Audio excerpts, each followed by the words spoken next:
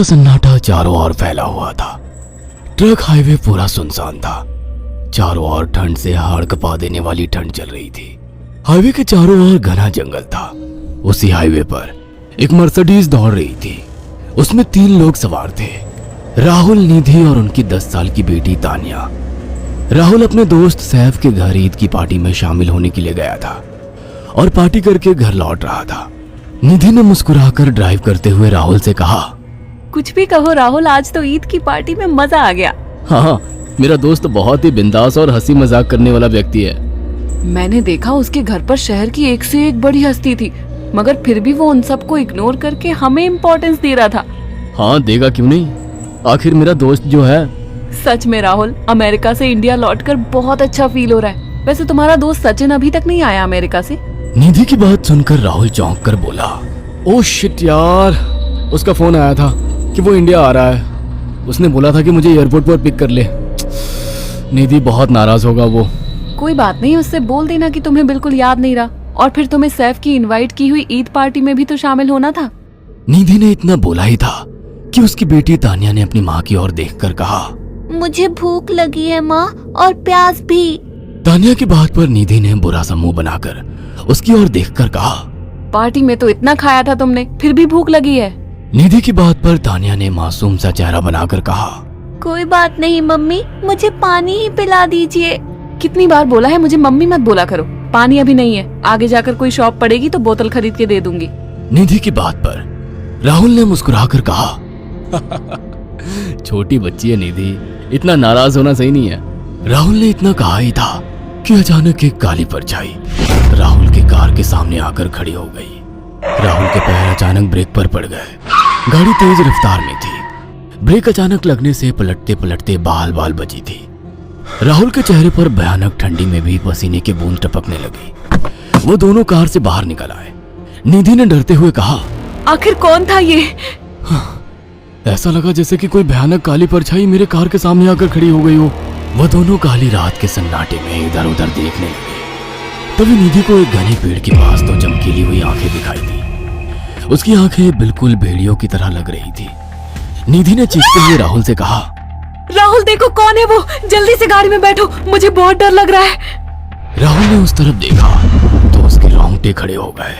वो दोनों गाड़ी के अंदर बैठने ही वाले थे कि अचानक एक अजीब सा चेहरा वाला भयानक सा आदमी बिजली की रफ्तार से उनके सामने आकर खड़ा हो गया। राहुल ने देखा कि उसका चेहरा बिल्कुल सड़ा हुआ था और उसकी आंखें भेड़िए की तरह चमक रही थी।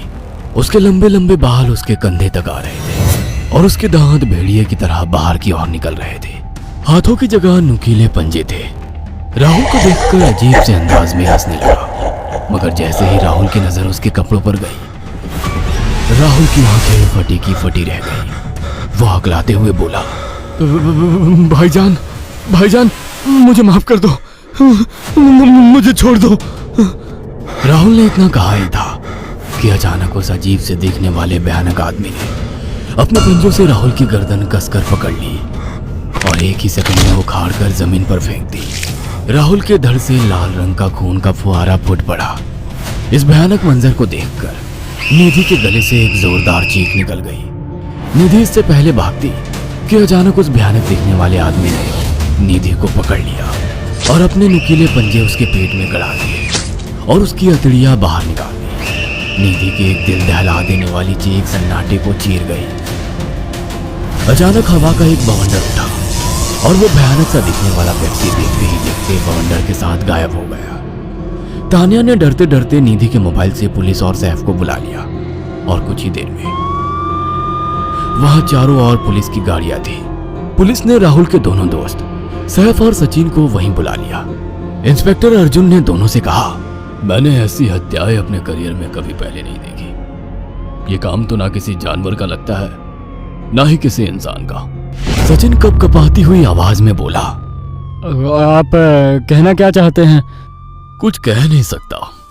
जिस किसी ने भी इन दोनों को मारा है उससे एक बात तो साबित होती है कि वो इन दोनों से हद से ज्यादा नफरत करता था। अब सारी सच्चाई तो ये बच्ची ही बता सकती है। इतना बोलकर इंस्पेक्टर अर्जुन तानिया के पास चला गया, जो बेहद डरी हुई थी। तानिया ने आंखों देखी सारी घटना इंस्पेक्टर अर्जुन को बता दी। तानिया की बात सुनकर इंस्पेक्टर अर्जुन कंफ्यूज चेहरा लेकर मोबाइल पर किसी से बात करने लगे।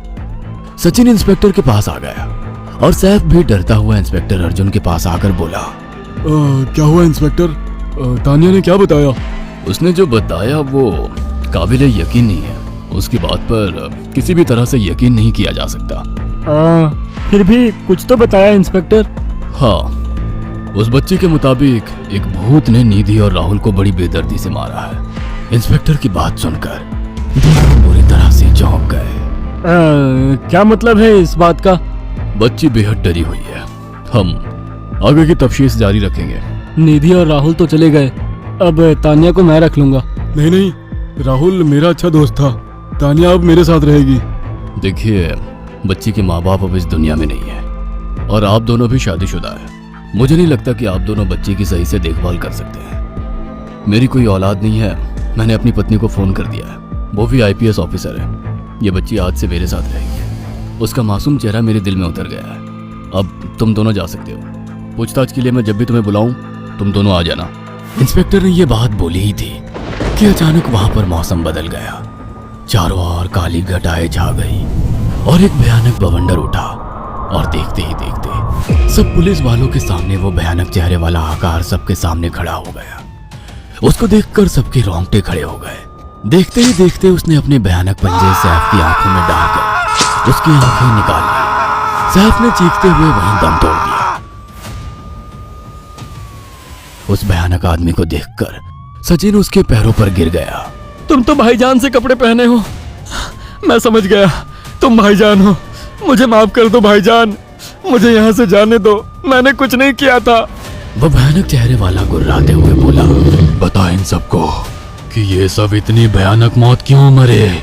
सचिन दौड़ता हुआ इंस्पेक्टर अर्जुन के पास गया और बोला, मैं जानता हूँ इसने इन तीनों को क्यों मारा। इसका नाम भाईजान था। जब ये जिंदा था ये किसी का भाई किसी की जान था। बहुत साल पहले ये हम सबका बहुत अच्छा गहरा दोस्त और बिजनेस पार्टनर था। ये सबकी बहुत मदद किया करता था। इसकी प्यारी सी बेटी थी तानिया, जो इस वक्त कार के अंदर बैठी हुई है। ये इसी की बेटी है। भाईजान अपने सारे पैसों से एक बहुत बड़ा हॉस्पिटल खोलना चाहता था जिससे गरीबों का मुफ्त इलाज किया जा सके, मगर हम तीनों इसके लिए तैयार नहीं थे। हमारी नीयत उसकी दौलत पर खराब थी और एक दिन हम सब धोखे से ईद के दिन भाईजान को यहाँ ले आए और इसे मारकर फेंक दिया। तो फिर तुम सबने इसकी बेटी को क्यों जिंदा छोड़ दिया? हमें बाद में पता लगा कि भाईजान ने सारी जायदाद अपनी बेटी के नाम कर दी है, इसीलिए हमने भाईजान की पत्नी को भी मार दिया। और तानिया का तुम 18 साल की उम्र पूरी करने का इंतजार कर रहे थे ताकि सारी जायदाद अपने नाम करा सको और बाद में उसे भी ठिकाने लगा सको। इसी के लिए तुम दोनों इस मासूम बच्ची को अपने साथ रखने की जिद कर रहे थे। जी, आपने बिल्कुल सही कहा। हम तानिया को भी इसी जगह लाकर मार देते। सचिन की बात सुनकर इंस्पेक्टर अर्जुन की आंखों में खून उतर आया। इंस्पेक्टर अर्जुन के कुछ कहने से पहले ही भाईजान बिजली की रफ्तार से इंस्पेक्टर अर्जुन की आंखों के सामने से सचिन को पकड़कर ले गया और उसके शरीर के टुकड़े टुकड़े कर दिए और हवा में उठे एक तेज बवंडर के साथ गायब हो गया। सारी घटना इंस्पेक्टर अर्जुन की आंखों के सामने हुई थी। तानिया को इंस्पेक्टर अर्जुन और उसकी पत्नी ने अपनी बेटी की तरह पाला।